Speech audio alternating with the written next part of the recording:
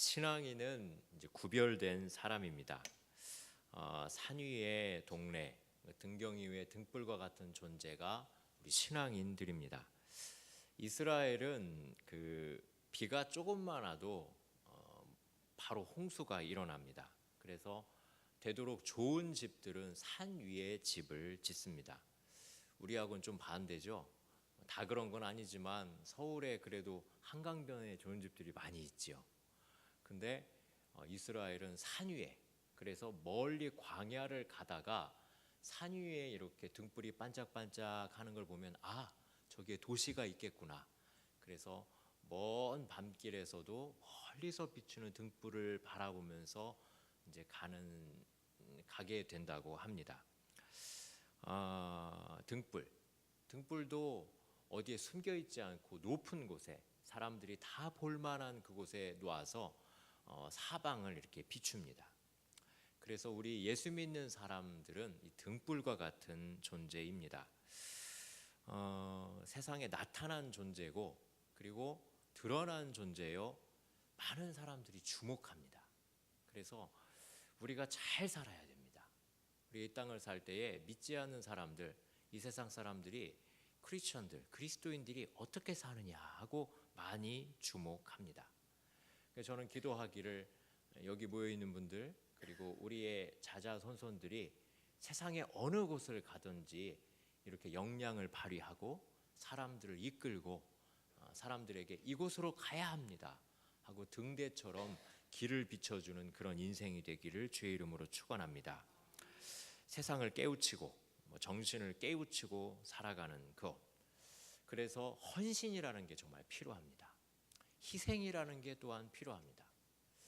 여러분, 공산당 그러면 느낌이 좋으십니까? 안 좋으십니까? 별로 그렇게 안 좋으시죠? 제가 중국에 선교사로 갔을 때 이제 북경에 갔습니다.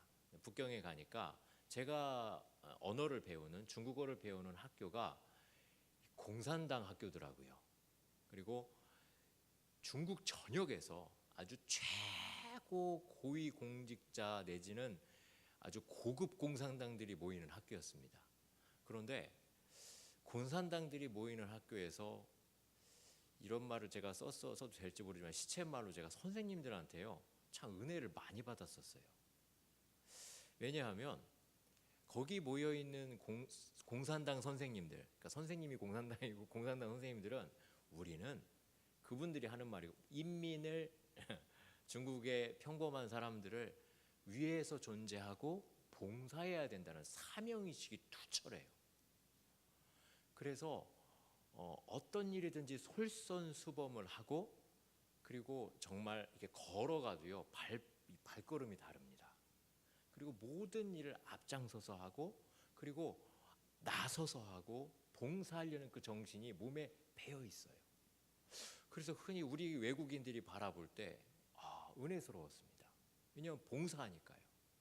그들의 기본 정신은 어떨지 모르지만 누군가를 섬기려고 하고 그 사람들을 위해서 우리는 살아야 된다는 그러한 정신만 있어도 참 주변을 밝게 비추어 줬었습니다. 저는 이것이 어떻게 생각하면 그리스도, 그러니까 우리가 성경에서 말하는 중보의 삶이라고 봅니다. 남을 위해서 살아가는 삶. 우리가 오늘 읽은 베드로 전서는 그 네로 황제의 기독교 박해에 거의 직전에 쓰여졌다고 알려져 있습니다.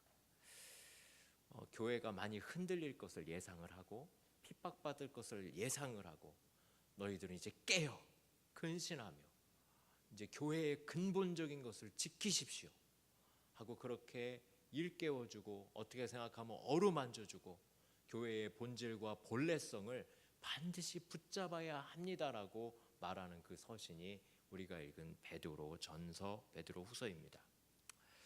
저는 교회가 흔들릴 때, 교회가 공격받을 때 사실은 교회의 본래의 맛이 나와야 된다고 봅니다.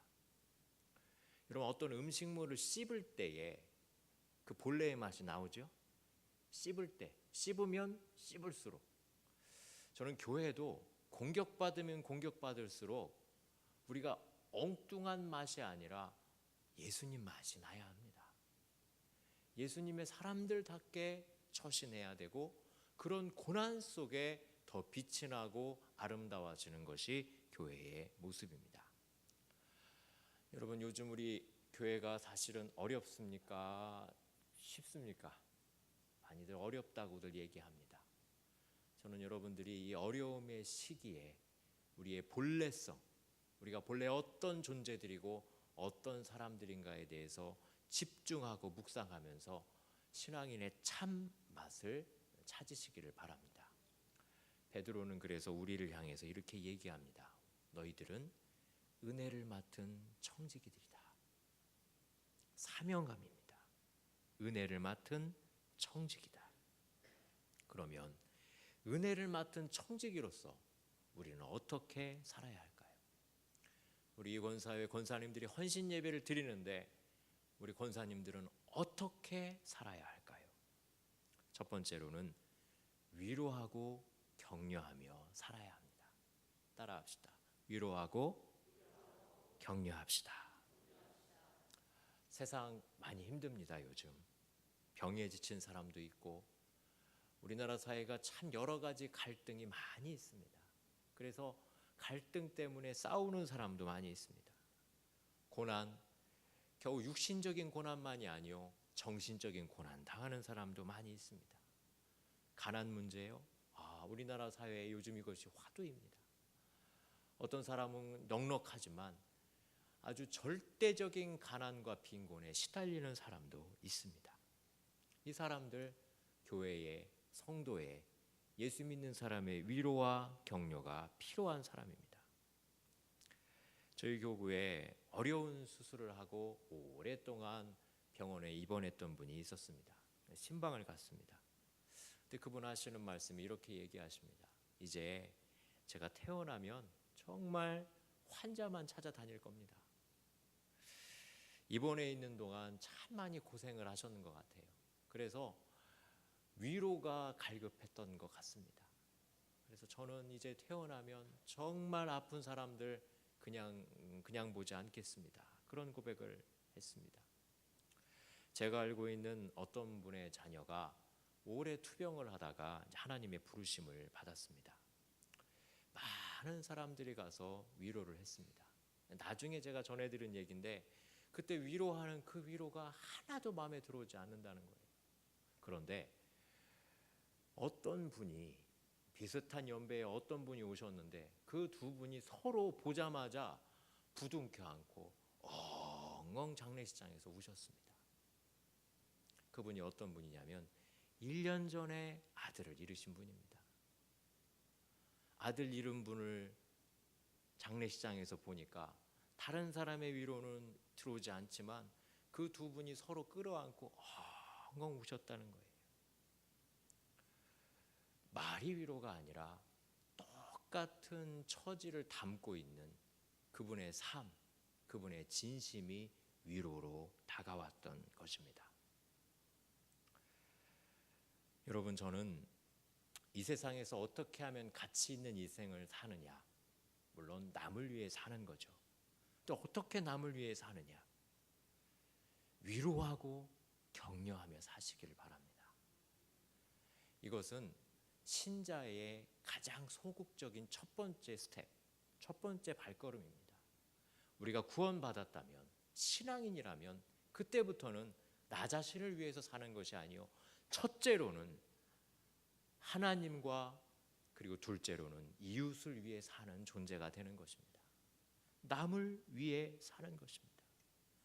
그래서 이 험난한 시대, 이제 곧 박해가 임박한 이 시대를 향해서, 교회를 향해서 베드로는 이렇게 얘기합니다. 7절에 만물의 마지막이 가까웠으니 너희는 정신을 차리고 근신하여 기도하라. 기도하고 이어지는 8절에 이렇게 이야기합니다. 무엇보다도 뜨겁게 서로 사랑하라. 본질에 집중하라는 것입니다. 하나님을 향해서 기도하고 너희들이 서로 뜨겁게 사랑하라. 어떻게 사랑하라고요? 뜨겁게. 말로만이 아닙니다. 진정으로 사랑을 하는 것입니다. 서로 사랑하는 것. 제가 아까 얘기한 교회의, 성도의 참 맛입니다. 교회는 사랑해야 맛입니다. 성도는 사랑해야 맛입니다. 사랑 잃어버린 교회, 사랑 잃어버린 성도는 이미 그 맛을 잃어버렸습니다. 여러분, 교회에 처음 나온 분이 있다고 생각을 해봅시다. 어떻게 생각하면 교회에 처음 나온 분은 우리보다 우리의 모습을 더 정확하게 알 수 있습니다. 교회에 와서 우리의 모습을 이렇게 보면서 아, 이 교회는 이렇구나. 재빠르게 그것을 느낍니다. 여러분, 교회에 처음 나온 분이 평안할까요? 무안할까요? 무안합니다. 서먹하지요. 낯섭니다. 어떻게 해야 될지를 모릅니다. 몸둘 바를 몰라요. 그래서 여러분들이 소속되어 있는 여전도회나 남전도회를 교역자한테 물어물어 갔다고 생각을 해봅시다. 이렇게 참석하는 새신자 굉장히 용기 있는 사람입니다. 자, 그럼 여러분들이 그분들을 어떻게 대해 주십니까? 자, 이렇게 환대하고 이렇게 보듬어 주시나요? 예? 만약에 관심도 안 갖고 우리끼리만 이야기하고 그냥 우리 편한 대로만 한다면 어떻게 생각하면 그분은 우리에게서 사랑이라는 걸 느낄 수가 없습니다. 우리 교회에 처음 오는 사람이면 여러분 반갑게 맞아주셔야 합니다. 가는 곳마다 환대해 주셔야 합니다. 그래서 복음이라는 것을 듣기 전에 뭐부터 봐야 하냐면 복음을 담고 있는 사람의 맛을 봐야 합니다. 아, 예수 믿는 사람들은 이런 사람이구나. 아, 나는 이제 이런 사람과 인생을 살게 되겠구나. 그걸 느끼게 해줘야 합니다. 우리 사랑하는 권사님들, 특별히 우리 이 권사님들은 그렇게 되시길 바랍니다. 위로하고 격려하는 것이 이렇게 몸에 배시길 바랍니다. 제가 좀 깨는 얘기지만 교회를 왔다가 교회를 그냥 적응 못하고 떠나시는 분들을 보면 그분들이 적어놓은 것들을 이렇게 제가 본 적이 있습니다. 거기 보면 이런 얘기를 해요. 자기들끼리만 이렇게 왔다 갔다 한대요. 자기들끼리만 애경사를 챙기고 자기들끼리만 하는 거 보면 세상의 개모임과 교회는 다르지 않은 것 같다. 우리 교회가 애기가 아닙니다. 다른 교회 게시판에서 제가 봤어요, 이거를. 근데 곧 삭제가 되긴 하더라고요. 아, 그런 걸 보면서 교회가 다른 어떤 것을 멋있게 외치기보다 가장 근본적인 맛, 사랑, 하나님의 사랑의 맛, 이 맛을 내야겠구나 하고 저도 결심을 했습니다.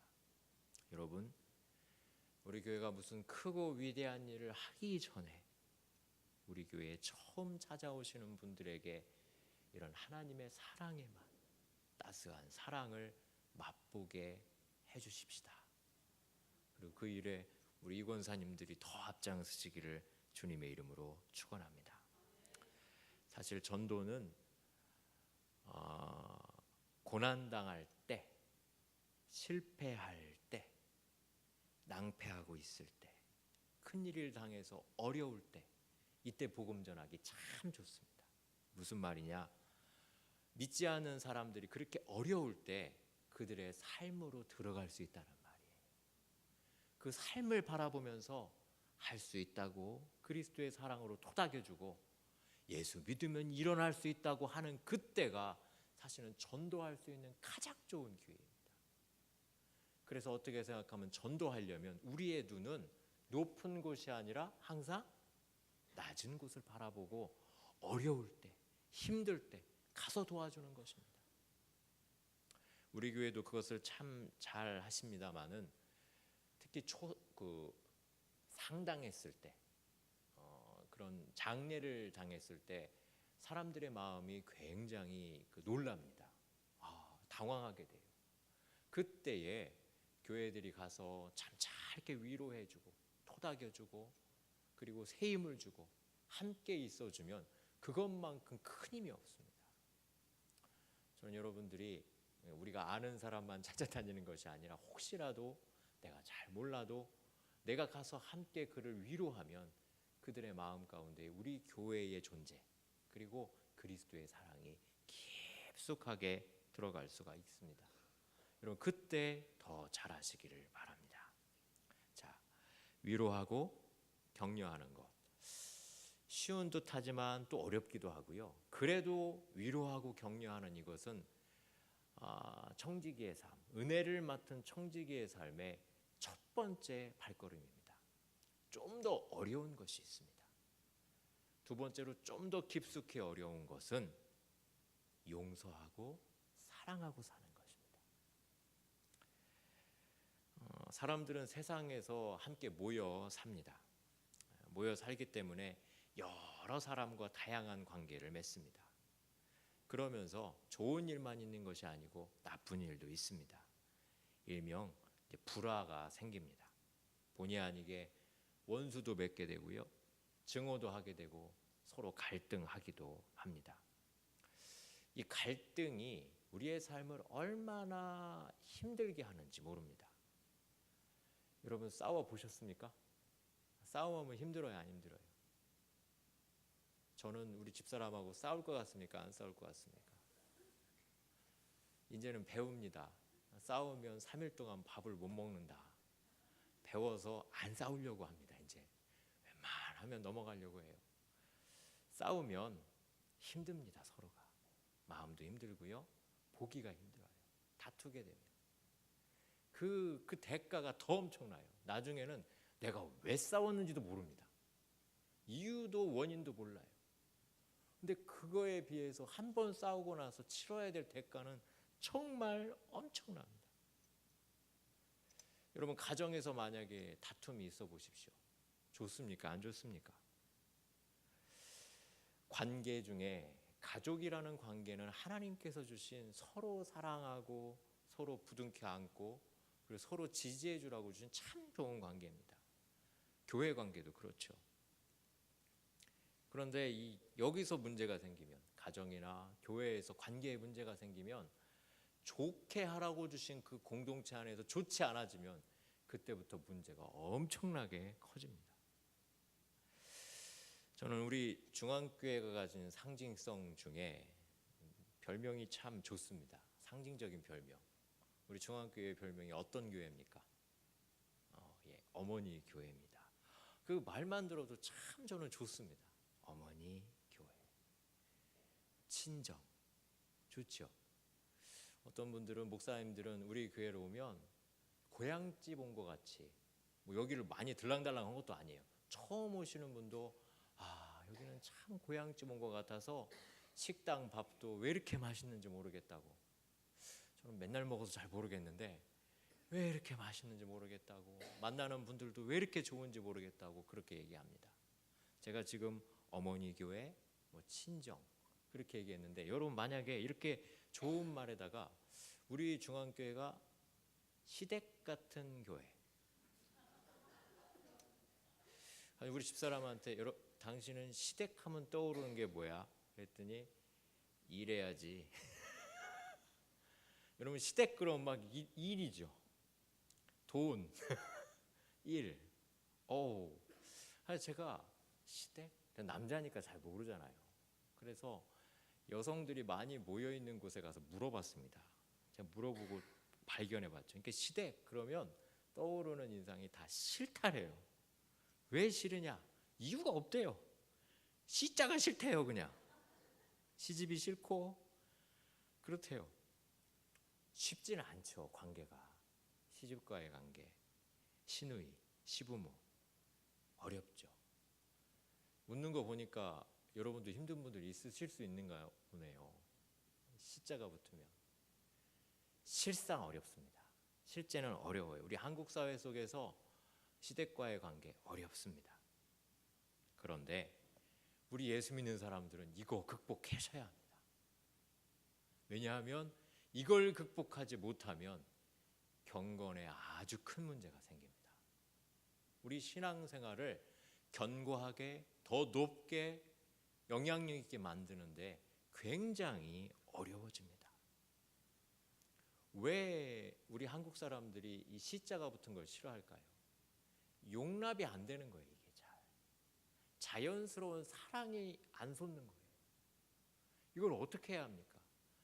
할 수 없습니다. 십자가의 능력과 보혈의 권능으로 이겨내는 수밖에 없습니다. 저는 나중에 혹시라도 제가 어느 교회 가서 뭐 담임 목회를 하게 되면 요 테마를 가지고 부흥회를 한번 하려고 해요. 설날 지나고 추석 때 지나고 이걸 극복하기 위한. 아니 우리나라 사람들한테는 이 감정 덩어리가 굉장히 엉켜 있습니다. 시집에 대한 문제, 우리 집안, 내 편한 아주 가까운 이 관계, 여기에서부터 화목하게 하는 것, 용서하는 것, 사랑하는 것, 이거 못하면 그 다음부터는 어떤 의미로서는 위선입니다. 그리고 벌써 자기가 알고 있습니다. 내 신앙이 삐걱거린다. 그 가장 약한 곳을 통해서 감정과 그리고 내 삶을 전체를 무너뜨려 버릴 수 있는 불과 같은 것이 들어온다는 걸 압니다. 이제 화죠, 화. 형제 간의 원수를 맺으면 신앙생활 안 되죠. 교우 간의 원수 맺을 때는 또 어떨까요? 그것도 안 좋습니다. 근데 이게 잘 내키지가 않습니다. 보면 볼수록 괘씸합니다. 그런데 그렇게 마음을 가진 채 담 쌓고 그냥 사는 것입니다. 굉장히 부자연스럽습니다. 여러분 혹시라도 이런 마음이 가정이나 뭐 교우 안이나 주변 사람과 있다면 이거부터 해결하시길 바랍니다. 그 다음이 돼야 복음의 능력이, 하나님의 자연스러운 복이 나로부터 다른 사람에게로 흘러갈 수가 있습니다. 이거 해결하셔야 합니다. 그래야 나부터 복을 받습니다. 그리고 내 안에 복이 흘러갑니다.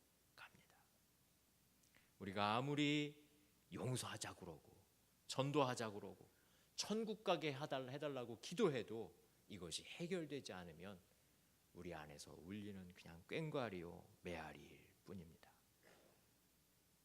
여러분, 세상 사람들은 교인과 교회가 어떤 말을 하냐 그거 듣지 않습니다. 어떻게 살고 있는지 생활을 봅니다. 하나님의 말씀은 벌써 알고 있습니다. 예수님께서 어떻게 하라고 했는지는 벌써 알고 있습니다. 교인들에게, 교회에게 원하는 것은 그렇게 살고 있느냐는 것을 뚫어지게 보고 있습니다. 아니요, 기대하고 있습니다. 제발 그렇게 살아주십시오. 이 험악하고 험난한 세대 가운데 그나마 교회가 희망인 것을 세상 사람들 알고 있습니다. 그것은 또한 예수님의 기대요, 세상 사람들의 기대입니다.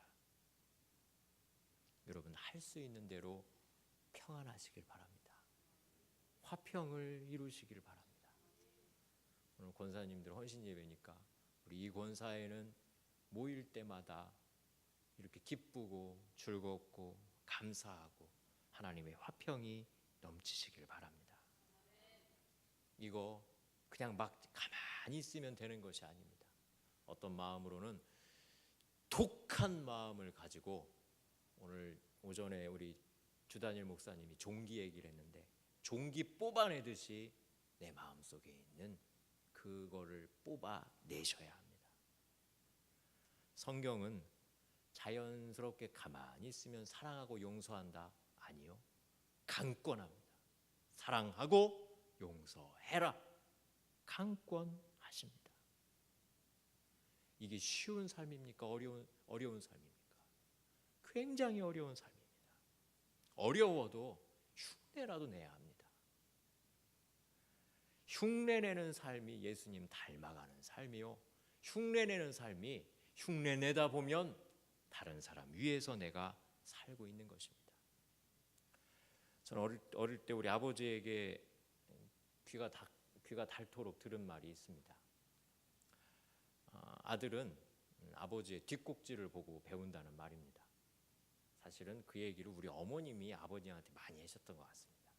그러니까 우리 아버지한테 잘하라는 거예요. 아들이 보고 배운다. 근데 가만히 생각해 보면 우리 아버님이 참 노력 많이 하셨습니다. 신앙이 바로 서질 못해서 참 힘드셨는데 그럼에도 불구하고 사회인으로서는 굉장히 모범을 보이려고 자식들에게 부끄러운 부모님, 아버지가 안 되려고 노력을 많이 하셨습니다. 저는 신앙생활도 내 앞에서 가고 계신 좋은 스승을 만나는 거 참 복이라고 믿습니다. 영적인 지도자, 영적 선배, 참 중요합니다. 어떻게 생각하면 천지를 뒤흔드는 설교를 하는 그런 목회자보다 내 바로 한 발짝 앞에서 예수님을 닮으려고 몸부림치는 그 신앙의 선배가 더 중요합니다. 저는 여러분들이 그러한 사람 되시기를 바랍니다. 자녀들에게 너희들은 이렇게 해라 말로 하실 것이 아니고 우리 아버지는, 우리 어머니는 하나님 앞에서 이렇게 몸부림치시며 살았다. 그 모습을 보여주시길 바랍니다. 용서하고 사랑하고 사는 삶. 저는 이것이 신앙의 꽃을 피우는 삶이라고 봅니다. 신앙의 꽃은 용서요, 사랑입니다. 제가 과수원 많은 곳에 있다가 여기로 왔습니다. 꽃이 펴야 뭐가 맺습니까? 열매가 맺습니다. 보니까 배나무, 사과나 다른 건 잘 모르겠어요. 제가 본 건 배하고 사과니까 꽃 하나가 피면 거기에 열매가 몇 개 달리는 거예요? 하나예요. 근데 그 꽃 하나가 피기에 추운 겨울에 딱딱하게 굳어진 그 껍질을 순이 뚫고 나옵니다. 그러니까 내 것을 깨고 나오는 거예요. 그리고 꽃 피우고 시간이 지나면 열매 맺습니다. 여러분, 용서하고 사랑하는 꽃 피우는 거 절대 쉬운 일 아닙니다. 깨야 됩니다. 껍질을 깨고 용서하고 사랑하면 시간이 한참 지난 후에 이 교회에 든든한 열매가 맺을 줄 믿습니다. 열매 맺기 원하십니까? 껍질을 깨십시오. 그리고 용서와 사랑의 꽃을 피우시길 바랍니다. 우리가 용서하고 사랑하고 그 소문이 우리 교회 문을 넘어 나가면 저는 믿습니다. 사람들한테 오지 말라고 해도 우리 교회로 몰려올 것입니다. 우리 한국 사회가 이 용서하고 용납하고 사랑하는 거 이거 지금 잘 못하고 있는 사회입니다. 그래서 이것만 해결할 수 있으면 한국 사회가 어떻게 나가야 될지 화합하고 계층 간에 서로 다른 이 생각을 가진 사람들이 서로 용납하는 이 일을 우리 교회가 막 해준다면 한국 사회에 우리가 무언가를 보여줄 수가 있습니다. 멀리 있는 거 아닙니다. 나부터 바로 옆에 사람과 그렇게 용서하고 사랑하시기를 바랍니다. 마지막으로 은혜를 맡은 청직이 어떻게 살아가느냐? 공동체를 위해서 헌신합니다. 우리 식으로 얘기하면 교회를 위해서 헌신하게 된다는 것입니다. 저는 사람이 살아가는데 다른 여러 가지 것들도 있지만 이웃, 타인 참 중요하다고 봅니다. 그리고 그 사람들과 조화롭고 협동하며 사는 거 참 중요합니다. 여러분 주변을 한번 둘러보십시오. 우리 여전도회, 남전도회 우리가 속해 있는 거 나하고 똑같은 사람이 있습니까? 없습니까? 없지만 또 비슷한 사람은 있습니까? 없습니까? 있죠. 그 사람들하고 같이 다닙니까? 안 다닙니까? 같이 다녀요. 말 많은 사람들은 말 많은 사람끼리 다녀요. 많이 먹는 사람들은 많이 먹는 사람들끼리 다녀요. 끼리끼리 다닙니다. 근데 그러면 사실은 더 그것이 먹는 건 더 많이 먹게 되고 말하면 더 말 많이 하고 조용한 사람끼리 모이면요 더 말을 안 해요. 더 조용해져요. 극이 돼버려요. 근데 제일 좋은 공동체는 이 여러 가지 성분을 가진 사람들이 골고루 이렇게 섞여 있는 거예요. 제가 이권사에 우리 원래 할 때 한번 그 설교를 가서 한 적이 있어요. 어떻게 하다가 이렇게 스케줄이 딱 떨어져가지고 이권사회를 또 이렇게 제가 맡게 되네요. 그 돈에 대해서 꼼꼼한 사람들이 있어요. 여전도에 대해 필요합니까? 안 필요합니까? 필요하죠. 그 사람 회개시켜야 됩니다. 막 저는 이게 말이 맞는지는 모르겠지만 수다로 헌신하는 사람이 있습니다. 또 말 많은 걸로 헌신하는 사람. 이 사람은 소문내라 그러면요 진짜 빨리 냅니다. 필요해요. 또 장래 소식 그 사람한테 얘기하면 쫙 퍼집니다. 한 방에. 커뮤니케이션 능력이 뛰어난 거예요. 음식을 잘 하시는 분이 있어요.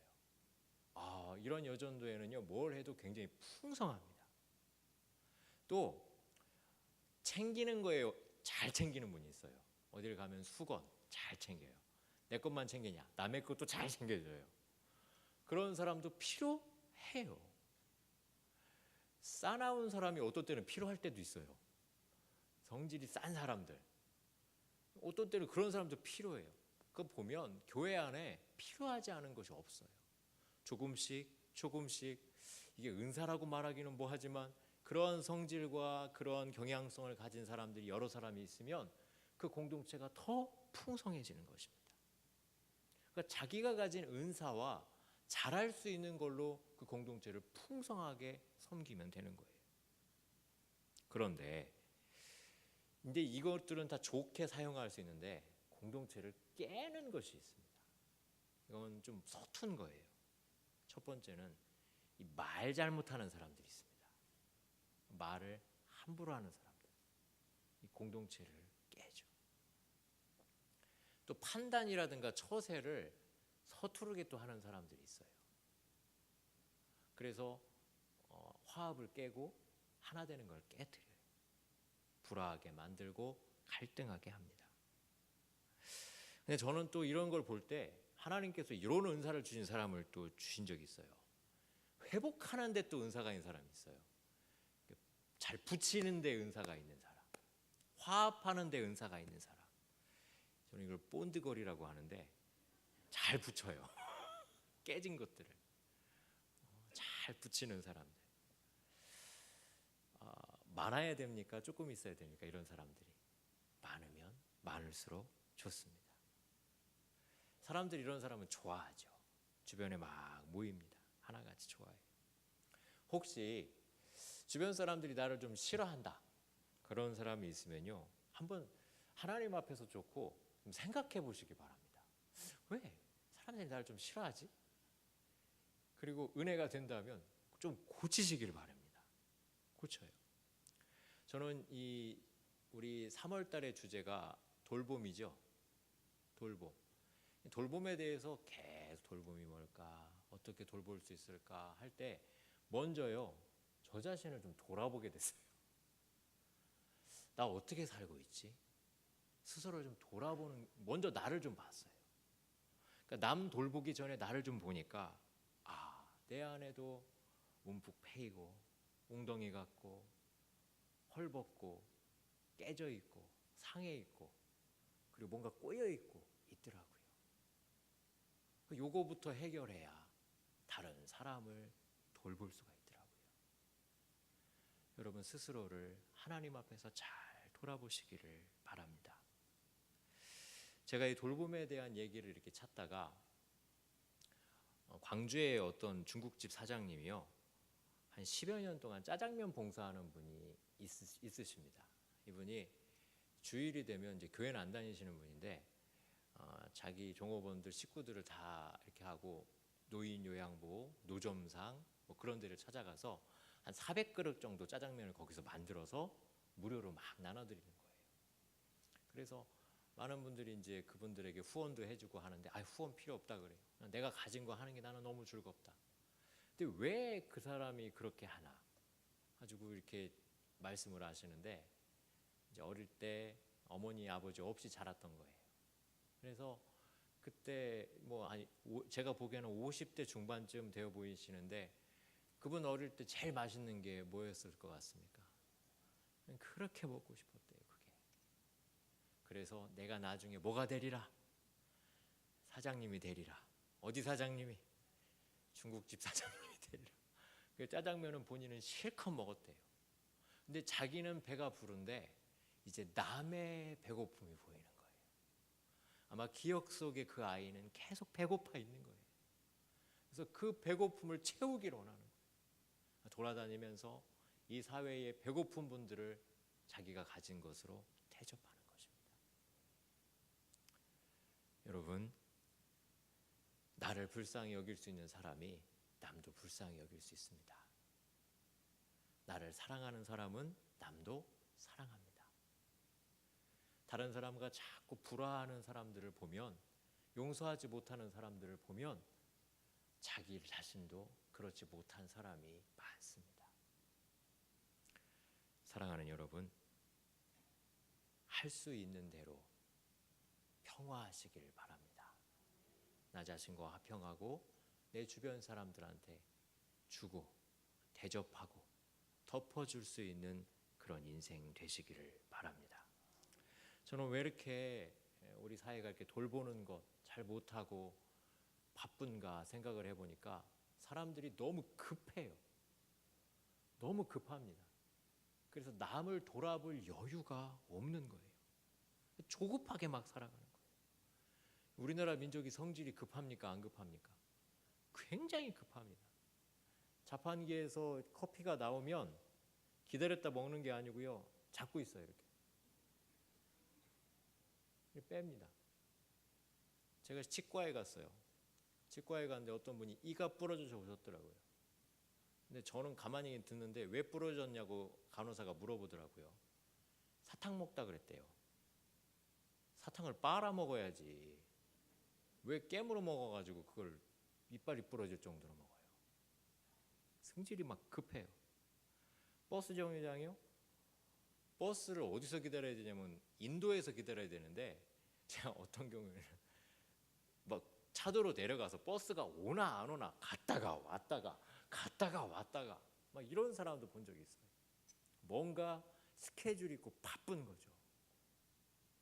바쁘게 빨리 그러다 보니까 이빨 부러지는 건 내가 다치는 거지만 나도 상하고 남도 돌볼 여유가 전혀 없는 것입니다.